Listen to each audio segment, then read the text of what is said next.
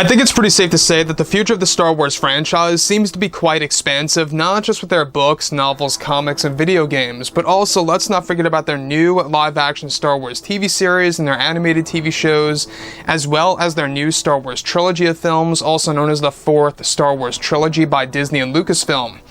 This is Mike Zero. Make sure to subscribe if you're new to the channel for future Star Wars content.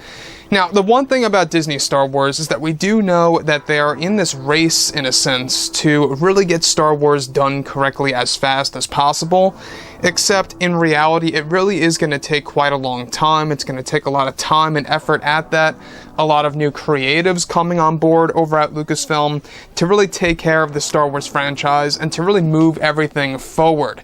Now, when we look at all the new Star Wars TV shows, the new Star Wars movies in the works, and the books, the novels, the comics, and the video games, it really is all going to add up to this new expanded universe, and George Lucas is really going to be behind a lot of this in order to really get the ball rolling again when it comes to Star Wars. So, what's really intriguing all has to do with, of course, Lucasfilm's Kathleen Kennedy. We do know that she herself was very incompetent as the president of Lucasfilm in handling everything Star Wars. We also know that Kathleen Kennedy essentially derailed the sequel trilogy with The Last Jedi by director Rian Johnson for allowing him to do what he did with the character of Luke and specific key plot elements in that movie that really kind of brought Star Wars to a very low, situation. Now, when we look at everything with Kathleen Kennedy, what's really intriguing has all to do with her creative power being stripped away, where of course, with both Disney and Lucasfilm now finished with The Rise of Skywalker, they are now focused on their new Star Wars trilogy of films, as well as their new Star Wars universe in general. Now, it's explained that both Bob Iger and Bob Chapek are hard at work on developing a better future for the Star Wars franchise and for the Star Wars fandom of all. It's described that many changes are being made behind the scenes over at Lucasfilm and that many of Kathleen Kennedy's projects are now being put to rest. Now, it's noted that lately Kathleen Kennedy has been very sorry for what she did to the Star Wars franchise and to the Star Wars fans, since it led to her losing her creative freedom. Now, it's noted that Kennedy holds great regret for what she did to creator George Lucas.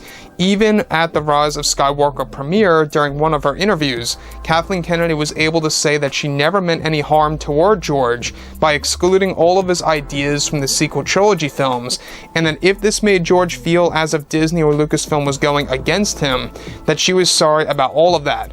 Kathleen Kennedy now no longer has any creative control over the new Star Wars films and TV shows for the most part, which spells a better future for Star Wars in general.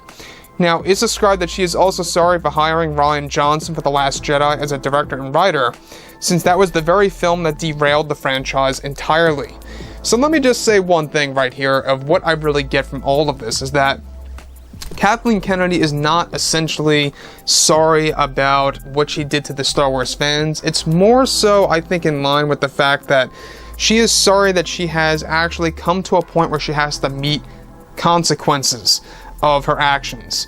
And I think that's what she's really sorry about, obviously, right? Because let's look at the facts. She lost her creative control for the most part. She's only in control of 2 projects and 2 projects only. That's the cap. And not just that, but her legacy of handling Star Wars is just completely awful. And to be a president of Lucasfilm that really couldn't even handle, by far, one of the biggest franchises in the world, I think that she really could have gotten this golden opportunity to really take it to its maximum potential, and she really brought it down to its minimum potential. And I think that, when we look at everything related to Chapek and Iger working together now, is that there really is a lot of good coming our way for Star Wars. There really is. We got Jon Favreau, we got Dave Filoni, we got George Lucas all working together. Steven Spielberg being introduced in some of the projects as an executive producer is also another great thing. Looking forward to that as well. So, when you think about it that way, and if you stay optimistic, I think a lot of fans are just going to have a, I guess you could say, more satisfactory ride as we wait for these new projects to arrive in the near future. Now, With that being said, the other thing that is very important that I think a lot of Star Wars fans should know is that, well, when you look at Kathleen Kennedy, obviously she is not learning from her mistakes. She's still doing the same exact thing with the Leslie Headland Star Wars TV series. You know, she's focusing on identity politics and personal agendas over story, and this is basically going to be Batwoman 2.0. And who really wants to see that again, right? So, like I've said before in the past, you know, let me know what you think about this entire situation between Kathleen Kennedy and Disney and Lucasfilm and the fixing of Star Wars everything. And if you guys did enjoy the content for today, do make sure to drop a thumbs up on this video to support the channel. I thank you all so very much for the kind support, and I'll catch you guys next time.